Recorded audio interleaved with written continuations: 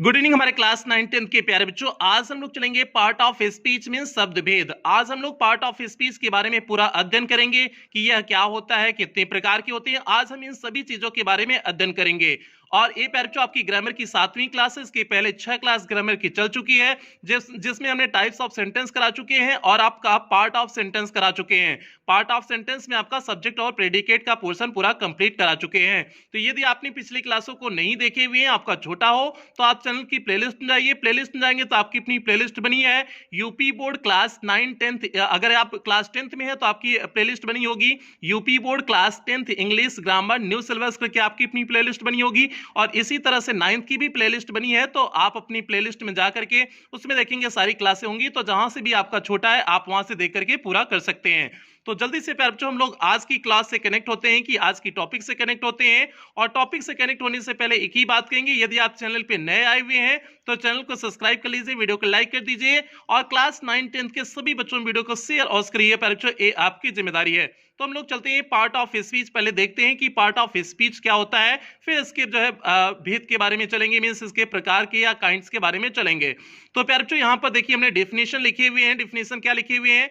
प्रत्येक वाक्य में प्रत्येक शब्द का कार्य अलग अलग होता है। जैसे कोई भी एक वाक्य लिखा गया है तो उसमें जो शब्द है सभी शब्दों के अलग अलग कार्य होते हैं। इस कार्य के अनुसार शब्दों को 8 भागों में विभक्त किया गया है। किसे बांटा गया है? शब्दों को 8 भागों में विभक्त किया गया है। मीन्स कोई भी अगर सेंटेंस है तो उसमें अलग अलग प्रकार के शब्द होंगे। मीन्स जो है सब्जेक्ट होगा, उसमें ऑब्जेक्ट होगा, मीन्स जो है सब्जेक्ट मीन्स नाउन हो सकता है या फिर प्रोनाउन हो सकता है या फिर वर्ब हो सकती है। मीन्स ये सारी जो कैटेगरी उनकी होती है, जो अलग अलग शब्द होते हैं, तो उन्हें कितने भागों में बांटा जा सकता है? उन शब्दों को कितने भागों में बांटा जा सकता है? 8 भागों में विभक्त किया गया है। जिन्हें पार्ट ऑफ स्पीच कहते हैं। और यही आपके 8 भाग क्या कहलाते हैं? पार्ट ऑफ स्पीच कहलाते हैं। कुल मिलाकर के कोई भी एक, अब ऐसे जो है इसकी मीनिंग समझने की कोशिश करिए। Part of speech, speech means होता है कोई सेंटेंस होना, स्पीच मींस होता है सेंटेंस, और पार्ट मींस भाग। सेंटेंस का भाग होना मींस सेंटेंस में क्या चीजें होंगी? शब्द होंगे। तो शब्द के सेंटेंस के भाग में शब्द, अलग अलग शब्द, और वही अलग अलग शब्दों को अलग जो है बांट देना, तो आपका क्या कहलाएगा? पार्ट ऑफ स्पीच कहलाता है। तो जल्दी से हम लोग देखते हैं आपके कितने पार्ट ऑफ स्पीच होते हैं। तो प्यारे बच्चों आपके जो पार्ट ऑफ स्पीच की संख्या होती है 8 भागों में हमने लिखे हुए, 8 भागों में विभक्त किया गया है। मींस पार्ट ऑफ स्पीच की जो संख्या होती है वो पार्ट ऑफ स्पीच की संख्या कितनी होती है? 8 होती है। तो अब हम लोग जल्दी से देख लेते हैं वो 8 पार्ट ऑफ स्पीच कौन है जो आपका जो है जिससे मिल करके पार्ट ऑफ स्पीच बना हुआ होता है। तो जल्दी से हम लोग यहां पर देखते हैं प्यारे बच्चों। यहां पर देखिए आपका 8 पार्ट ऑफ स्पीच लिखे हुए हैं। यहां पर देखिए आपके 8 पार्ट ऑफ स्पीच हैं। पहला आपका पार्ट ऑफ स्पीच है नाउन। नाउन मींस आपका संज्ञा। इसे आप प्राइमरी से, इन सारी पार्ट ऑफ स्पीच के बारे में आप प्राइमरी से अध्ययन करना शुरू कर दिए थे। मींस आप 6ठी क्लास से जो है पार्ट ऑफ स्पीच आपको पढ़ाया जाना शुरू हो जाता है। आजकल के बच्चे तो जो है 6ठी क्लास से क्या जो है 3-4 में रहते हैं, तभी सब पार्ट ऑफ स्पीच इन्हें सिखाया जाने लगा है। ठीक है। तो प्यारे बच्चों जो पहला पार्ट ऑफ स्पीच होता है वो आपका क्या है? नाउन है। नाउन मींस आपका संज्ञा हो गया। दूसरा पार्ट ऑफ स्पीच कौन सा है? प्रोनाउन। प्रोनाउन मींस हो गया सर्वनाम। और तीसरा हो गया एडजेक्टिव। एडजेक्टिव मींस विशेषण। और चौथा हो गया वर्ब। वर्ब मींस क्रिया। और पांचवा हो गया एडवर्ब। एडवर्ब मींस आपका क्रिया विशेषण हो गया। प्रीपोजिशन, छठा आपका हो गया प्रीपोजिशन। प्रीपोजिशन मींस संबंध बोधक हो गया। कंजक्शन, कंजक्शन मींस हो जाएगा समुच्चय बोधक। और 8वां पार्ट ऑफ स्पीच आपका क्या है? विस्मयादि बोधक मींस इंटरजेक्शन। तो प्यारे बच्चों इन सभी के नाम को आप एकदम बिल्कुल याद रखेंगे, क्योंकि अगर आपको नाम नहीं तैयार होगा तो समस्या हो जाएगी। इसलिए इन सभी पार्ट ऑफ स्पीच के नाम आपके दिमाग में एकदम कंठस्थ होने चाहिए। और नाम ही नहीं, इसकी हिंदी भी आपके दिमाग में कंठस्थ होना चाहिए, क्योंकि जब इसके डेफिनेशन समझाएंगे तो इसकी हिंदी की जरूरत पड़ेगी। तो प्यारे बच्चों इसलिए इनके नाम और हिंदी जो है दोनों तैयार रखेंगे। अब उसके बाद एक नोट के पॉइंट को हमने लिखे हुए हैं, बहुत इंपॉर्टेंट पॉइंट है। और जहां पर भी आपको नोट के पॉइंट दिखें तो समझ जाना कि वो इंपॉर्टेंट है। तो अब नोट के पॉइंट में हमने लिखे हुए हैं डबल पार्ट ऑफ स्पीच। एक तो होता है आपका पार्ट ऑफ स्पीच होता है, जिसके बारे में हमने बता दिए हुए हैं कि सारे आपके क्या होते हैं? पार्ट ऑफ स्पीच होते हैं। अब डबल पार्ट ऑफ स्पीच कभी भी आपके एग्जाम में, यहां तो नहीं पूछेगा लेकिन कॉम्पिटिटिव एग्जाम में कभी भी पूछ सकता है कि डबल पार्ट ऑफ स्पीच क्या होते हैं।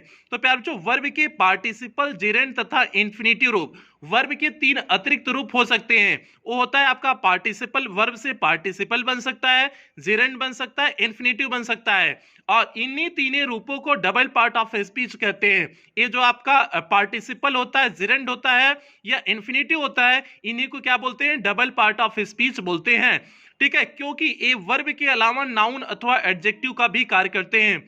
ये मिल करके जो है किसका काम करेंगे, मींस पार्टिसिपल हो जाएगा, जिरेंड हो जाएगा या इन्फिनिटिव हो जाएगा। ये किसके काम करने लगते हैं, नाउन एवं एडजेक्टिव के भी कार्य करने लगते हैं, इसीलिए इन्हें कहते हैं डबल पार्ट ऑफ स्पीच कहते हैं। बस मोटा मोटी आपको दिमाग में बस इतना बना के रखना है कि अगर कभी भी कोई आपसे पूछ दे कि डबल पार्ट ऑफ स्पीच क्या होते हैं, तुरंत आपके दिमाग में आना चाहिए पार्टिसिपल होता है, जिरेंड होता है, इन्फिनिटिव आपका डबल पार्ट ऑफ स्पीच होता है। तो प्यारे बच्चों, ये तो हो गया पार्ट ऑफ स्पीच के बारे में जानकारी हो गई कि आपके पार्ट ऑफ स्पीच क्या होते हैं, कितने होते हैं। अब हम लोग एक एक जो आपके 8 पार्ट ऑफ स्पीच थे, इनके बारे में एक एक करके अध्ययन कर लेते हैं। इस क्लास में जो है हम थोड़ा सा एकदम शॉर्ट समरी बताएंगे, क्योंकि इसके बाद वाली क्लास में एक एक टॉपिक को लेकर के मींस नाउन के बारे में पूरी क्लास लेंगे, फिर उसके बाद जो है प्रोनाउन के बारे में पूरी क्लास लेंगे, एडजेक्टिव के बारे में पूरी क्लास लेंगे, आपकी पूरी क्लास लेंगे। आज हम लोग केवल थोड़ा सा ऊपर ऊपर से समझ जाते हैं कि ये 8 पार्ट ऑफ स्पीच क्या होते हैं, इनकी थोड़ा सा डेफिनेशन जान जाते हैं। तो जल्दी से चलते हैं हम लोग नाउन के पोर्शन पे चलते हैं, देखते हैं नाउन क्या होता है। यहां पर देखिए आपको नाउन दिख रहा होगा, जल्दी से हम लोग थोड़ा थोड़ा सिर्फ इसके बारे में इंफॉर्मेशन लेंगे जिससे आपको पता हो, बस इतनी इंफॉर्मेशन लेंगे। तो प्यारे बच्चों, आपकी नाउन की डेफिनेशन क्या हो जाएगी, किसी व्यक्ति, वस्तु, स्थान, गुण, कार्य अथवा अवस्था के नाम को क्या कहते हैं, संज्ञा कहते हैं। नाउन को हिंदी में क्या कहते हैं, संज्ञा कहते हैं। संज्ञा की डेफिनेशन क्या होगी, किसी व्यक्ति, वस्तु, स्थान, गुण, कार्य अथवा अवस्था के नाम को क्या कहते हैं, संज्ञा कहते हैं। आप लोग केवल कह देते हो कि व्यक्ति कह देते हो, वस्तु कह देते हो, स्थान कह देते हो, किसी व्यक्ति, वस्तु, स्थान के नाम को संज्ञा कहते हैं, डायरेक्ट आप लोग इतना ही कहते हो। तो आपको 2-3 चीजें और जोड़नी है, गुण हो गया, कार्य हो गया, अवस्था हो गया। इन्हें क्यों जुड़वाते हैं, जो है जब इसकी पूरी डिटेल क्लास लेंगे तो अब आपको पूरी तरह से बताएंगे कि उन्हें क्यों जुड़ाते हैं। ये आपकी डेफिनेशन क्यों पूर्ण डेफिनेशन नहीं होती है जो आप जानते थे। तो इसको इंग्लिश में क्या बोल देंगे, noun is the name of person, place, thing, quality, work और स्टेट। State means condition. तो इन्हीं के जो है जो आपने हिंदी लिखा हुआ था उसी का केवल हमने क्या कर दिया, ट्रांसलेट कर दिए हुए हैं इंग्लिश में। तो क्या हो गया, noun is the name of person, place, thing, quality, work और स्टेट। ये हो गया आपका नाउन की डेफिनेशन हो गई। तो प्यारे बच्चों, नाउन की डेफिनेशन में क्या करना है आपको, आप जो है जब एग्जांपल के माध्यम से समझेंगे तो अच्छी तरह से समझ में आ जाएगा। और एक तरह से कह सकते हो जितनी भी naming word is called noun, means जो भी आपका जिसका भी नाम होता है वही आपका नाउन होता है। जैसे हमने कह दिया राहुल, राहुल मींस क्या हो गया, एक पर्सन हो गया। मींस आपने क्या कहा, किसी व्यक्ति कहा ना, तो पर्सन में आपका क्या हो गया, नाउन हो गया, पर्सन में राहुल हो गया। तो उदाहरण में हमने पहले राहुल रख दिए। उसके बाद प्लेस, जैसे हमने आगरा बोला, दूसरा जो एग्जांपल लिखे हुए हैं जो हमने आगरा लिखा हुआ है, तो अगर हमने प्लेस बोला कोई स्थान, तो आगरा स्थान है ना, तो आगरा स्थान है तो आपका क्या हो जाएगा, ए भी नाउन हो जाएगा। ए पर्सन, प्लेस हो गया, थिंग जैसे फैन हो गया, टेबल हो गया, ये सभी क्या हो जाएंगी, थिंग हो जाएंगी। ये वस्तु है, चीज है ना, तो ये आपका क्या हो जाएगा, थिंग हो जाएगा। अब उसके बाद जो है क्वालिटी, वर्क, स्टेट, इन सारी चीजों को समझने की कोशिश करना। क्वालिटी की बात हो रही, गुण की बात हो रही, जैसे हमने कहा काइंडनेस, दयालुता, काइंडनेस हमने बोला, दयालुता बोला, तो ये आपकी ये क्वालिटी है ना, गुण है ना, क्वालिटी है जो है, तो आपका एक स्टेट भी कर सकते हो। क्वालिटी है तो क्वालिटी है तो आपका क्या हो जाएगा, ये आपका क्वालिटी वाले सेक्शन में आ जाएगा। बुद्धिमत्ता, विजडम, विजडम भी आपकी बुद्धिमत्ता भी क्या है, क्वालिटी है, तो इसलिए ये भी जो है क्वालिटी वाले सेक्शन में आ जाएगा। चाइल्डहुड, चाइल्डहुड मींस होता है क्या, स्टेट होता है, एक अवस्था होती है। चाइल्डहुड जो बचपन की अवस्था होती है, तो एक बचपन की अवस्था है वो है ना, तो अवस्था है तो सिंपल सी बात है उसे किस में डालेंगे, स्टेट वाले में, मींस कंडीशन वाले उसे स्थिति में डालेंगे, तो आपका स्टेट या कंडीशन में हो जाएगा। तो इसलिए नाउन की डेफिनेशन तभी पूर्ण होती है जब उसके साथ कार्य, अवस्था और गुण को जोड़ते हैं, तभी नाउन की डेफिनेशन क्या होती है, कंप्लीट होती है। तो प्यारे बच्चों, ये हो गया नाउन के बारे में इंफॉर्मेशन, बेसिक इंफॉर्मेशन हो गई। डिटेल इंफॉर्मेशन इसकी जब एक एक करके क्लास लेंगे, कल से जब नाउन के बारे में लेके चलेंगे तब डिटेल क्लास लेंगे, ठीक है। तो कल से आपकी क्लास में पूरा डिटेल चलेगा। अब हम लोग चलते हैं दूसरे की तरफ बढ़ते हैं, प्रोनाउन की तरफ बढ़ते हैं। तो प्यारे बच्चों, आपने नाउन के बारे में अध्ययन कर लिया, तो अब हम लोग बढ़ते हैं प्रोनाउन के बारे में, देखते हैं प्रोनाउन क्या होता है। तो प्रोनाउन के बारे में हम लोग जल्दी से इस टॉपिक को शुरू करते हैं। यहां पर जब हम लोग प्रोनाउन पे चलेंगे तो हम लोग देखते हैं पहले प्रोनाउन की डेफिनेशन क्या है। तो आपने जैसे सीखा हुआ है, इसका नाम क्या है, सर्वनाम, सबका नाम। सबका नाम जो है सर्वनाम आपका क्या हो जाएगा, प्रोनाउन हो जाएगा। अब इसकी जब हम लोग डेफिनेशन पे चलते हैं, डेफिनेशन देखिए, वे शब्द जो संज्ञा के स्थान पे प्रयोग किए जाते हैं सर्वनाम कहलाते हैं। Means pronoun is a word which is used in place of noun. जो नाउन के स्थान पे प्रयुक्त किया जाए उसे क्या कहेंगे, सर्वनाम कहेंगे। मींस जहां पर नाउन प्रयोग किया जाता है उसके स्थान प्रोनाउन का प्रयोग, उसके स्थान पे जो प्रयुक्त हो सकता है वही क्या हो सकता है, जो है आपका प्रोनाउन हो जाएगा। मींस आप इसमें खुद देख रहे होंगे प्रोनाउन मींस जो है नाउन तो इसमें जुड़ा हुआ है, मींस इसका कुछ ना कुछ तो नाउन से रिश्ता जरूर है, इसीलिए इसके साथ नाउन जुड़ा हुआ है। तो इसलिए रिश्ता क्या है कि यह जो है उसके स्थान पे प्रयुक्त होता है, मींस नाउन के स्थान पे जो प्रयुक्त हो वही क्या आपका क्या होता है, प्रोनाउन होता है। जैसे हमने इसमें लिख दिए हुए एग्जांपल में he she it they you etc, ये सभी क्या हो गए, प्रोनाउन हो गए। लेकिन एक एग्जांपल के माध्यम से समझते हैं कि उदाहरण के माध्यम से समझते हैं कि इस प्रकार से प्रोनाउन आपका होता है। जैसे हमने लिखा Mohan went to market, Mohan बाजार को गया। ही बॉट 2 kg मैंगो, वह 2 किलो क्या खरीदा, आम खरीदा। तो प्यारे बच्चों यहां पर बात समझने की कोशिश करना, पहले वाक्य में हमने लिखा हुआ है Mohan went to market, Mohan बाजार को गया।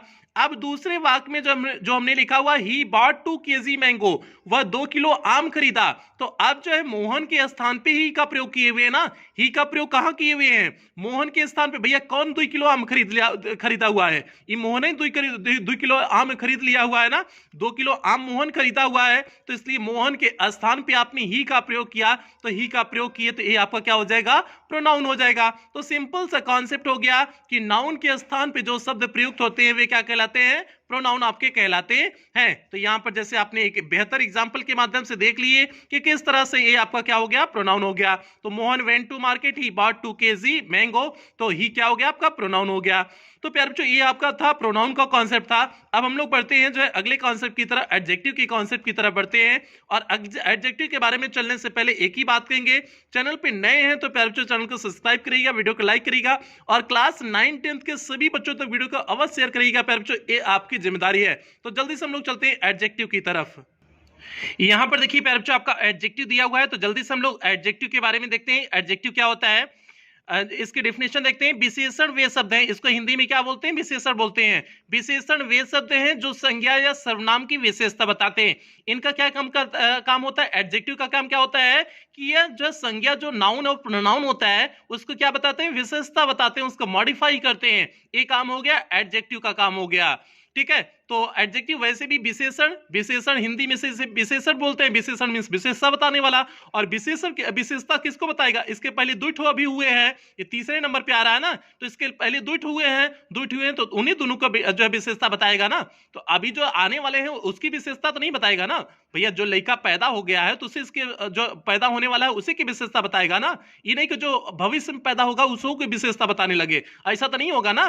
तो वही बात है, यहां पर भी वही बात है कि मींस दो चीजें अभी तक हो चुकी हैं, तो मींस एक किसकी विशेषता बताएगा, दो चीजें किसके बारे में हो चुकी है, नाउन प्रोनाउन के बारे में हो चुकी है। तो एडजेक्टिव मॉडिफाई किसको करता है, एडजेक्टिव नाउन प्रोनाउन को मॉडिफाई करता है, मींस उसमें विशेषता बताता है। तो इसके प्यारे बच्चों इंग्लिश में डेफिनेशन क्या हो जाएगी, adjective is a word which describes और मॉडिफाइज अ नाउन और प्रोनाउन। एडजेक्टिव एक ऐसा शब्द है जो नाउन प्रोनाउन की विशेषता बताता है, उसको मॉडिफाई करता है। तो उम्मीद करते हैं आपको समझ में आ गया होगा। अब एक एग्जांपल के माध्यम से समझते हैं कि आपको उदाहरण के माध्यम से समझाएंगे तो अच्छी तरह से समझ में आ जाएगा। भैया एग्जांपल हमने क्या लिखा हुआ, जल्दी से एग्जांपल को देखिए। पूजा इज अ ब्यूटीफुल गर्ल, पूजा कैसी लड़की है, एक सुंदर लड़की है। तो भैया गर्ल क्या हो गया, गर्ल नाउन हो गया, गर्ल आपका लड़की क्या हो गया, नाउन हो गया। लेकिन लड़कियां कैसी है, लड़कियां सुंदर लड़की है, तो लड़कियां की विशेषता भैया क्या हो गई, कुछ सुंदर है, तो सुंदर हो गई ना, तो विशेषता गर्ल की विशेषता हो गई, सुंदर हो गई। तो भैया ये ब्यूटीफुल क्या हो जाएगा, ये एडजेक्टिव हो जाएगा। काहे हो गया, क्योंकि ये गर्ल की विशेषता बताया, उस लड़किया की विशेषता बताया, ठीक है, लड़किया की विशेषता बताया, तो ये क्या हो जाएगा, एडजेक्टिव हो जाएगा। उम्मीद करते हैं आपको समझ में आ गया होगा। जैसे हमने दूसरा लिखा, Ragini drinks cold water, Ragini पीती है कैसा, ठंडा पानी पीती है। कोल्ड मींस ठंडा ही होता है ना, गर्म तो नहीं होता ना, ठीक है। तो रागिनी कैसा पानी पीती है, ठंडा पानी पीती है। तो भैया वाटर हो गया, नाउन हो गया, और पानी की विशेषता कैसे है, पनिया कैसा है, ठंडा पनिया है ना, तो ठंडा पनिया है तो मींस उसकी पानी की विशेषता हो गई, तो पानी की विशेषता हो गई तो कोल्ड क्या हो जाएगा आपका, एडजेक्टिव हो जाएगा। उम्मीद करते हैं आपको एडजेक्टिव के बारे में कॉन्सेप्ट क्लियर हो गया होगा। तो यह क्या करता है, सिंपल सा काम एडजेक्टिव का होता है कि यह नाउन प्रोनाउन की क्या करता है, विशेषता बताता है, उसके अलावा एडजेक्टिव के कोई काम कोई भूमिका नहीं होता है। तो उम्मीद करते हैं प्यारे बच्चों एडजेक्टिव के बारे में आपके जो है कॉन्सेप्ट क्लियर हो चुके होंगे। तो अब हम लोग बढ़ते हैं वर्ब के बारे में, चलते हैं एडजेक्टिव के बाद वर्ब के बारे में देखते हैं कि आपका वर्ब क्या होता है, इसके बारे में पूरी डिटेल इंफॉर्मेशन कलेक्ट करते हैं। यहां पर प्यारे बच्चों देखिए आपका वर्ब दिया हुआ है, तो वर्ब के बारे में पहले हम लोग इसकी डेफिनेशन देख लेते हैं, फिर इसके बाद इसके एग्जांपल पे चलेंगे। तो वर्ब की डेफिनेशन क्या हो जाएगी? क्रिया वह शब्द है जो किसी व्यक्ति, स्थान या वस्तु के संबंध में कुछ बताते हुए काम के करने या होने का भाव प्रकट होता है। सिंपल से बात इतना समझोगे, इतनी बड़ी डेफिनेशन के चक्कर में ना पड़ोगे। सिंपल से, जिससे किसी कार्य का करना या होना पाया जाए, जिस शब्द से किसी कार्य का करना या होना पाया जाए वही आपकी वर्ब कहलाती है, वही आपकी क्रिया कहलाती है। बस इतना ध्यान दोगे, जिससे किसी कार्य का करना या होना पाया जा रहा है वही शब्द आपका क्या होगा? वर्ब होगी, क्रिया होगी। अब भैया इसकी इंग्लिश में डेफिनेशन क्या हो जाएगी? A verb is a word used to say something about some person, place और थिंग, जिसका प्रयोग किसी व्यक्ति, वस्तु, स्थान के बारे में कुछ कहने के लिए क्या किया जाता है? प्रयोग किया जाता है। तो क्या हो गया? जो है वर्ब क्या हो गया कि verb is a word used to say something about some person, place और थिंग, मींस जो है जिससे किसी कार्य का करना या होना पाया जाए वही आपका क्या कहलाता है? वर्ब कहलाता है। उम्मीद करते हैं आपको समझ में आया होगा। अब जो है अगर नहीं भी समझ में आया होगा तो कोई बात नहीं, हम एग्जांपल के माध्यम से आपके दिमाग में घुसा देंगे, ठीक है? बस उदाहरण के माध्यम से घुसाएंगे। अगर जो है आपको डेफिनेशन नहीं समझ में आएगा, लेकिन घुसाएंगे जरूर आपके दिमाग में। तो भैया दो एग्जांपल हमने लिखा हुआ है। I gave him a book, means मैंने उसे एक पुस्तक दिया। आई गेव हिम, मैंने उसे दिया। अ बुक मींस एक पुस्तक, मैंने उसे एक पुस्तक दिया। तो अब जो है गेम ने क्या किया है? देने का काम किया है ना, मींस इसी के द्वारा कार्य करने का जो है होने का भाव प्रकट हो रहा है ना। इस आई हिम अ बुक, सबका रिलेशन किसके द्वारा जुड़ा है? गेव के द्वारा, मींस देने के द्वारा ही काम हो रहा है। तो काम देने के द्वारा हो रहा है, तो गेव आपका क्या हो जाएगा? वर्ब हो जाएगा, क्योंकि वही सारा काम किया, उसी के माध्यम से सारा एक्शन हुआ। एक्शन मींस कार्य हुआ, तो आपका वर्ब कौन सा हो जाएगा? गेव आपका वर्ब हो जाएगा। दूसरा भैया हमने लिखा हुआ है शिवांगी लव्स मी। शिवांगी हमको क्या करती है? प्रेम करती है। तो शिवांगी भैया हमको प्रेम करती है, तो आप बताओ आप लोग क्या करोगे? कुछ नहीं करोगे ना। तो इसलिए यहां पर उसका नहीं मतलब है भैया, यहां मतलब है कि शिवांगी हमको प्रेम करती है। शिवांगी और मी के बीच में क्या संबंध है? लव करने का संबंध है, प्रेम करने का संबंध है ना। तो प्रेम करने का भैया संबंध है, तो ये लव क्या हो जाएगा? ये लव आपका वर्ब हो जाएगा, क्योंकि शिवांगी और मी के बीच संबंध किसने दिखाया? मींस एक्शन किसने करवाया? कार्य किसने करवाया? कार्य आपका जो है लव ने करवाया, मींस प्रेम ने करवाया। तो प्रेम आपका क्या हो जाएगा? ये आपका वर्ब हो जाएगा। तो वर्ब क्या कर, वर्ब का मेन जो है मुख्य आप रूप जिससे देखोगे तो वर्ब का एक्शन क्या कार्य होता है? एक्शन। एक्शन मींस जो है जो कार्य होता है, जो इसमें जो है जो भी कार्य होंगे, जो भी हरकतें होंगी, वो वर्ब के माध्यम से होती हैं। बस इस चीज को दिमाग में कॉन्सेप्ट बना लो, फिर उसके बाद आपको कोई समस्या, प्रॉब्लम होने वाली नहीं है। तो प्यारे बच्चों ये हो गया आपका वर्ब के बारे में। अभी बेसिक डिफिनेशन चल रहे हैं, बेसिक इसके बारे में चर्चा कर रहे हैं। इसके बारे में पूरा डिटेल अध्ययन करेंगे हम लोग, एक एक करके पूरा डिटेल अध्ययन करेंगे। आप लोग इसके लिए परेशान ना होइए, पूरी क्लास इसकी चलाएंगे, 10-12 दिन क्लास चलेगी आपकी, ठीक है? पार्ट ऑफ स्पीच की, आपको उसके बारे में टेंशन लेने की जरूरत नहीं है। तो प्यारे बच्चों ये हो गया आपका वर्ब का कॉन्सेप्ट। अब हम लोग चलते हैं एडवर्ब की तरफ बढ़ते हैं, देखते हैं एडवर्ब क्या होता है, या कि जो है एडवर्ब के बारे में पूरी डिटेल जो है हम लोग चर्चा करते हैं।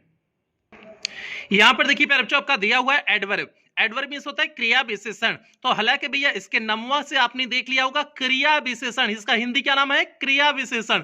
मींस कहीं ना कहीं यह विशेषता बताएगा, किसकी? क्रिया की विशेषता बताएगा। एक बात तो क्लियर हो गया कि एडवर्ब क्रिया की विशेषता बताएगा ही, क्योंकि इसके नाम में ही छिपा हुआ है। क्या नाम में छुपा? क्रिया छुपा हुआ है, तो क्रिया विशेषण हो गया। एक बात तो आपने क्लियर कर लिया कि यह क्रिया की विशेषता बताएगा, लेकिन दूसरी बात हम कहते हैं यह क्रिया की नहीं विशेषता बताता है, यह सभी पार्ट ऑफ स्पीच की विशेषता बताएगा। एडवर्ब जो होता है वो सभी पार्ट ऑफ स्पीच की विशेषता बताता है। छोड़ता किसको है? नाउन को छोड़ेगा, प्रोनाउन को छोड़ेगा और इंटरजेक्शन को छोड़ेगा। नाउन, प्रोनाउन, इंटरजेक्शन को छोड़ करके एडवर्ब सभी पार्ट ऑफ स्पीच की विशेषता बताता है। और नाउन, प्रोनाउन को क्यों छोड़ता है? क्योंकि एडजेक्टिव उनकी पहले ही विशेषता बता चुका होता है। एडजेक्टिव उनकी पहले ही विशेषता बता चुका हुआ होता है, तो इसलिए वह नाउन प्रोनाउन को क्या कर देता है? छोड़ देता है। नाउन प्रोनाउन के पास नहीं जाता है। भैया एक बार ब्याह हो गया है तो दोबारा ब्याह करोगे? नहीं करोगे ना। तो नाउन प्रोनाउन का समझो ब्याह हो गया है तो इसलिए दोबारा नहीं करेगा। लेकिन जो है और बाकी पार्ट ऑफ स्पीच का नहीं हुआ है, तो उसका ब्याह किससे होगा? एडवर्ब के साथ होगा। तो वही यहां पर कॉन्सेप्ट है। तो सिंपल सा कॉन्सेप्ट, लॉजिक निकल जाएगा क्या कि एडवर्ब सभी पार्ट ऑफ स्पीच को मॉडिफाई करेगा, लेकिन छोड़ेगा किसको? नाउन को छोड़ेगा, प्रोनाउन को छोड़ेगा और इंटरजेक्शन को छोड़ेगा। तो इसकी डेफिनेशन देख लीजिए। डेफिनेशन हमने वही लिखा हुआ है, एडवर्ब वे शब्द हैं जो नाउन, प्रोनाउन तथा इंटरजेक्शन को छोड़ करके अन्य सभी पार्ट ऑफ स्पीच की क्या करता है, विशेषता प्रकट करते हैं। मींस एडवर्ब वे शब्द हो गए जो सभी पार्ट ऑफ स्पीच की विशेषता प्रकट करेगा, एक्सेप्ट सिवाय किसके सिवाय, नाउन, प्रोनाउन और इंटरजेक्शन। इंटरजेक्शन किस लिए छोड़ जाता है, क्योंकि उसकी कोई अहमियत ही नहीं होती है। ठीक है, अब इसको इंग्लिश में डिफिनेशन क्या देख लेते हैं। An adverb is a word that modifies every part of speech except a noun, pronoun and interjection. Means जो है एक्सेप्ट मींस होता है सिवाय। एडवर्ब एक ऐसा शब्द है जो सभी पार्ट ऑफ स्पीच को मॉडिफाई करता है, सिवाय किसके सिवाय, नाउन, प्रोनाउन और इंटरजेक्शन के सिवाय सभी पार्ट ऑफ स्पीच के क्या करता है, विशेषता बताता है। अब हम लोग कुछ एग्जांपल के माध्यम से समझते हैं, और अच्छे से ढंग से आपको समझ में आ जाएगा। कुछ उदाहरण के माध्यम से इसे समझने की कोशिश करते हैं। तो प्यारे बच्चों, जैसे हमने लिखा ही राइट्स करेक्टली, वह लिखता है, कैसे लिखता है, एकदम करेक्टली मतलब एकदम सही सही लिखता है। तो अब लिखना, राइट क्या हो गया आपका, वर्ब हो गया। अब इस वर्ब को मॉडिफाई किसने किया कि करेक्टली में सही सही लिख रहे हैं ना, राइट मिस हो गया लिखना, लेकिन लिख कैसे रहे, एकदम करेक्टली एकदम सही सही लिख रहे हैं। तो मींस इस राइट को मॉडिफाई किया। राइट आपका क्या था, वर्ब था, राइट मींस वर्ब था ना, तो वर्ब को मॉडिफाई किया तो ये क्या हो जाएगा आपका, करेक्टली क्या हो जाएगा, एडवर्ब हो जाएगा। अब दूसरा वाक्य यहां पर देखिए, Rekha is a very good girl. Rekha is a very good girl. Rekha कैसी लड़की, एक बहुत अच्छी लड़की है। अब बात समझने की कोशिश करना, गुड आपका क्या था, गुड एडजेक्टिव था, लेकिन गुड भी कैसी है, बहुत ही अच्छी है। लड़कियां जो है, रेखा जो है वो छोटवार मोटवार अच्छी नहीं, बहुत ही अच्छी है। तो गुड होता तो छोटवार मोटवार अच्छी होती, लेकिन बेरी लग गया तो बेरी की वजह से क्या हो गई, बहुत ही अच्छी हो गई। तो क्या हो जाएगा, गुड को वेरीफाई किसने किया, मॉडिफाई किसने किया, बेरी ने किया ना। गुड आपका क्या था, एडजेक्टिव था, एडजेक्टिव को मॉडिफाई किसने किया, बेरी ने किया। तो इसलिए बेरी आपका क्या हो जाएगा, बेरी आपका जो है क्या कौन सा हो, एडवर्ब हो जाएगा। क्यों, क्योंकि इसने एडजेक्टिव को मॉडिफाई किया। ठीक है, सुंदर मींस कितनी सुंदर, बहुत सुंदर है, तो इसलिए बहुत क्या हो गया, सुंदर को मॉडिफाई किया। ठीक है, तो ये क्या हो गया आपका, ये आपका एडवर्ब हो गया, इसलिए बेरी आपका क्या हो गया, एडवर्ब हो गया। तो प्यारे बच्चों, ये था आपका एडवर्ब का कॉन्सेप्ट था। तो अब हम लोग चलेंगे अगले जो है पार्ट ऑफ स्पीच पे चलेंगे। अगला पार्ट ऑफ स्पीच आपका आता है प्रीपोजिशन। यहां पर देखिए आपका प्रीपोजिशन दिया हुआ है, इसे बोलते हैं, हिंदी में बोलते हैं संबंध बोधक। आपने इसके नाम से पता हो गया होगा कि ये रिलेशन बताएगा, संबंध बताएगा, और संबंध किसके बीच में बताएगा, कैसे बताएगा। हम लोग इसकी डेफिनेशन देखते हैं।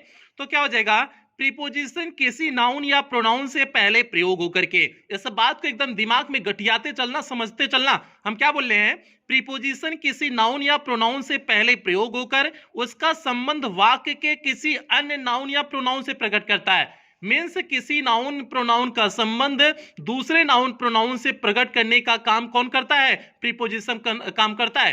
प्रीपोजिशन, पोजिशन मीन्स होता है स्थिति, प्री मीन्स पहले, पहले की स्थिति मीन्स किसी के पहले आकर के उसका संबंध दूसरे से बताएगा। संबंध बोधक नमो है ना, हिंदी में क्या बोलते हैं, संबंध बोधक, जो संबंध दिखा रहा होगा। और संबंध किससे दिखाएगा, नाउन प्रोनाउन जो वाक्य में आया हुआ होगा उसी का संबंध उसी वाक्य में किसी दूसरे नाउन प्रोनाउन से संबंध दिखाएगा। तो वही आपका क्या हो जाएगा, प्रीपोजिशन हो जाएगा। इसकी डेफिनेशन क्या होगी, प्रीपोजिशन किसी नाउन प्रोनाउन से पहले प्रयोग होकर के उसका संबंध वाक्य के किसी अन्य नाउन प्रोनाउन से क्या करता है, प्रकट करता है।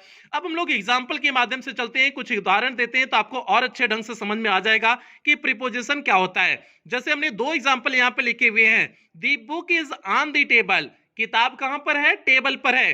अब भैया बुक क्या हो गया, नाउन हो गया, और टेबल भी क्या हो गया, नाउन हो गया। इन दोनों के बीच संबंध कौन दिखा रहा, आन दिखा रहा है ना। किताबिया जो है कहां पर है, टेबलवा पे है, तो टेबलवा और जो है ये टेबलवा और बुकिया के बीच में संबंध आन ने दिखाया ना, पर ने दिखाया ना। किताब जो है टेबल पर है, पर ने संबंध दिखाया ना, तो इस पर मींस पर ने संबंध दिखाया, मींस ये आन आपका क्या हो जाएगा, प्रीपोजिशन हो गया आएगा। जो दो नाउन के बीच में आकर के संबंध दिखाया हुआ है, दो नाउन कौन से हो गए, एक बुक हो गया, एक टेबल हो गया। उम्मीद करते हैं आपको एक कॉन्सेप्ट समझ में आ गया होगा। अगला चलते हैं, अगले पे चलते हैं। आई केम फ्रॉम आगरा, मैं आया, कहां से आया, आगरा से आया। मेरे और आगरे के बीच में संबंध कौन सा है, क्या है, फ्रॉम ना, से संबंध प्रकट हो रहा है ना। आई केम फ्रॉम आगरा, मैं कहां से आया, आगरा से आया। आई मीन्स ये हो गया, आई क्या हो गया आपका, प्रोनाउन हो गया, और आगरा क्या हो गया, नाउन हो गया। इस नाउन प्रोनाउन के बीच संबंध किसने दिखाया, फ्रॉम ने दिखाया, तो इसलिए फ्रॉम आपका क्या हो जाएगा, ये आपका प्रीपोजिशन हो जाएगा। तो उम्मीद करते हैं आपको समझ में आ गया होगा कि प्रीपोजिशन का कॉन्सेप्ट क्या होता है। प्रीपोजिशन का बस इतना सा कॉन्सेप्ट है, यह किसी नाउन प्रोनाउन के पहले आकर के उसका संबंध किसी दूसरे नाउन प्रोनाउन के साथ क्या करता है, प्रकट करता है। यही मोटा मोटी प्रीपोजिशन का काम होता है। बाकी प्रीपोजिशन का जब चैप्टर लेके चलेंगे तो उसमें सारी चीजों के बारे में आपको चर्चा विस्तार से हम लोग करेंगे। तो प्यारे बच्चों, ये हो गया प्रीपोजिशन के बारे में बेसिक इंफॉर्मेशन हो गई। आगे हम लोग चलते हैं इंटरजेक्शन। इंटरजेक्शन के पहले कंजक्शन है, कंजक्शन की तरफ हम लोग बढ़ते हैं। और उस कंजक्शन पे चलने से पहले एक ही बात कहेंगे, चैनल पे आप पहली बार आए तो चैनल को सब्सक्राइब करिए, वीडियो को लाइक करिए और क्लास 9 10th के सभी बच्चों तक वीडियो को पहुंचा देना, ये आपकी जिम्मेदारी है प्यारे बच्चों। तो हम लोग जल्दी से बढ़ते हैं, किसकी तरफ हम लोग बढ़ते हैं, कंजक्शन की तरफ बढ़ते हैं। आगे चलते हैं प्यारे बच्चों, सातवें पार्ट ऑफ स्पीच पे चलते हैं। सातवां पार्ट ऑफ स्पीच क्या है आपका, प्रीपोजिशन, कंजक्शन है। तो कंजक्शन देखिए यहां पर क्या होगा, कंजक्शन। जंक्शन मींस होता है क्या, क्या जंक्शन मींस कहते हैं स्टेशन, स्टेशन को जंक्शन कहते हैं ना, जहां बहुत से ट्रेनिया को आकर के जोड़ती है ना, एक ट्रेन को दूसरे ट्रेन से वहां जोड़ती है ना, उसी को जंक्शन बोलते हैं ना। तो जंक्शन मींस होता क्या, जोड़ना। तो इसीलिए इसे बोलते हैं समुच्चय बोधक। समुच्चय मींस आप जानते होंगे, अगर आपने जो है मैथ में भी आप समुच्चय पढ़ते होंगे, तो समुच्चय पढ़ते होंगे तो मींस उसमें जोड़ा हुआ होता है ना, कई उसमें जुड़े हुए होते हैं ना समुच्चय में। तो आपका हो गया समुच्चय बोधक या संयोजन। अगर समुच्चय बोधक नहीं समझ में आ रहा, संयोजन समझ लीजिए। संयोजन मींस होता है जोड़। तो अब इसमें हम क्या करेंगे, जोड़ेंगे। तो इस कंजक्शन के माध्यम से हम क्या करते हैं, जोड़ते हैं। जैसे इसकी पहले हम लोग डेफिनेशन देख लेते हैं, फिर उसके बाद एग्जांपल के माध्यम से अच्छे से समझा देंगे। हमने लिखा हुआ है कंजक्शन वह शब्द है जो दो शब्दों, दो वाक्यों या दो उपवाक्यों को क्या करे, जोड़े। तो इस बात को समझने की कोशिश करना, दो शब्दों को भी जोड़ सकता है, दो वाक्यों को भी जोड़ सकता है, दो उपवाक्यों को भी जोड़ सकता है। नहीं तो जो है नॉर्मली कंजक्शन के बारे में लोग यही बता देते हैं कि जो दो वाक्यों को जोड़ता है उसी को बोलते हैं कंजक्शन बोलते हैं। ये जरूरी नहीं, वो दो शब्दों को भी जोड़ सकता है, दो वाक्यों को भी जोड़ सकता है, दो उपवाक्यों को भी कंजक्शन जोड़ सकता है। तो इसलिए उस गफलत में नहीं रहेंगे कि केवल दो वाक्यों को जोड़ता है। ठीक है, तो क्या हो जाएगा, इसकी इंग्लिश में डेफिनेशन क्या हो जाएगी, conjunction is a word used to join two words, clauses और सेंटेंस। मींस जो है दो शब्दों को, दो वाक्यों को या फिर जो है ये दो उपवाक्यों को क्या करता है, जोड़ता है। यही क्या हो जाएगा, आपका कंजक्शन हो जाएगा। मींस ये जॉइनिंग वर्ड है, ऐसा शब्द जो जोड़ने का काम करता है, दैट इज कॉल्ड कंजक्शन। अब हम लोग चलते हैं प्यारे बच्चों, इसके उदाहरण के माध्यम से समझते हैं कि उदाहरण के माध्यम से समझेंगे तो और अच्छी तरह से आपको समझ में आ जाएगा, कहीं कोई कंफ्यूजन या दिक्कत समस्या नहीं होगी। तो इसके एग्जांपल पे चलते हैं। Hari and Gopal came here. Hari and Gopal, Hari हो गया और गोपाल हो गया, ये दो शब्द हैं। हरि एक नाउन हो गया, गोपाल नाउन हो गया, मींस दो शब्द हैं। दोनों को, हरि और गोपाल को किसने जोड़ा हुआ है, एंड ने जोड़ा हुआ है ना। हरि एंड गोपाल मींस हरि और गोपाल को किसने जोड़ा, एंड ने जोड़ा। तो एंड आपका क्या हो जाएगा, conjunction. Hari and Gopal came here, Hari और गोपाल यहां आए, तो मींस हरि और गोपाल को जोड़ा एंड ने, तो एंड आपका क्या हो गया, कंजक्शन हो गया। ये प्यारे बच्चों आपका पहला एग्जांपल हो गया। दूसरा हमने लिखा हुआ है पूजा इज टायर्ड, पूजा थक चुकी है, सो सी शुड टेक रेस्ट, इसलिए उसे आराम करना चाहिए। शुड का प्रयोग होता है चाहिए के संदर्भ में। तो पूजा इज टायर्ड, पूजा थक चुकी है, सो सी शुड टेक रेस्ट, इसलिए उसे आराम करना चाहिए। भैया पूजा इज टायर्ड एक वाक्य हो गया और दूसरा एक उपवाक्य हो गया। दूसरा उपवाक्य क्या है, सी शुड टेक रेस्ट, उसे आराम करना चाहिए, ये दूसरा उपवाक्य हो गया। इन दोनों उपवाक्यों को किसने जोड़ा, सो ने जोड़ा हुआ है ना, तो जो बीच में सो आया हुआ है इसने, इस शब्द ने जोड़ा हुआ है ना, सो ने जोड़ा हुआ है, तो ये सो जोड़ा हुआ है तो क्या हो जाएगा, आपका कंजक्शन हो जाएगा। तो सो आपका क्या हो गया, कंजक्शन हो गया। कैसे, पूजा इज टायर्ड को जोड़ा और सी शुड टेक रेस्ट को जोड़ा, तो दो उपवाक्यों यहां पर जोड़े हुए हैं। तो सिंपल सी बात हो गई, जो दो उपवाक्यों को जोड़े या फिर दो वाक्यों को जोड़े, दो शब्दों को जोड़े, वह आपका क्या होता है, कंजक्शन होता है। इसलिए नॉर्मली बोल देंगे conjunction is a joining word, means conjunction एक जोड़ने वाला क्या होता है, शब्द होता है। तो प्यारे बच्चों ये हो गया कंजक्शन के बारे में बेसिक इंफॉर्मेशन हो गई। अब हम लोग अंतिम पार्ट ऑफ स्पीच पे चलते हैं और अंतिम पार्ट ऑफ स्पीच आपका क्या है, इंटरजेक्शन है। इन सभी के बारे में विस्तार से चर्चा करेंगे। अभी केवल एक जो है मूलभूत एक कह सकते हो, कभी सिर्फ जो है उसकी भूमिका बना रहे हैं। हर जो है पार्ट ऑफ स्पीच की केवल अभी भूमिका चल रही है, इसके बारे में अभी मूवी तो बाकी है। ठीक है, अब चलते हैं इंटरजेक्शन की तरफ। यहां पर देखिए बच्चों आपका इंटरजेक्शन दिया हुआ है। इंटरजेक्शन मींस होता है विस्मयादि बोधक। आप यार जो यहाँ पर समझने की कोशिश करना ये बेस्मियाद बोधक क्या होता है, मीन्स इंटरजेक्शन क्या होता है। इसकी हालांकि ज्यादा भूमिका नहीं होती है, कहीं पर इसका ज्यादा प्रयोग नहीं होता है, तो इसकी ज्यादा भूमिका नहीं होती है किसी सेंटेंस में गलत होने के, ऐसा कोई जो है एरर नहीं देते हैं कभी इस सेंटेंस से, लेकिन हम लोग को जानना जरूरी है। इंटरजेक्शन क्या होता है, बेस्मियाद बोधक। आप यार इसमें समझने की कोशिश करना, इस जो है पार्ट ऑफ स्पीच के माध्यम से कोई भी चीज या तो ओवर हो जाती है। जैसे आपको खुशी है तो ज्यादा ही खुशी कुछ हो जाएगी, तो आपका हो सकता है इंटरजेक्शन वहां हो जाएगा। जैसे दुख है, कुछ ज्यादा ही दुख हो जाएगा, तब जो है आपका इंटरजेक्शन होगा। आश्चर्य है, हद से पार आश्चर्य हो गया है, कोई चीज जैसे मिल गई जो है आश्चर्य की बात हो गया, तो कुछ हद से पार हो जाए तो वहां पर आपको क्या होता है, इंटरजेक्शन होता है। ये जो है ओवर दिखाता है, चीजों का अधिक दिखाता है, ठीक है। जैसे इसकी हमने डिफिनेशन क्या लिखे हुए हैं, इंटरजेक्शन वह शब्द है जो हृदय में अचानक उठने वाले भावों को प्रकट करता है।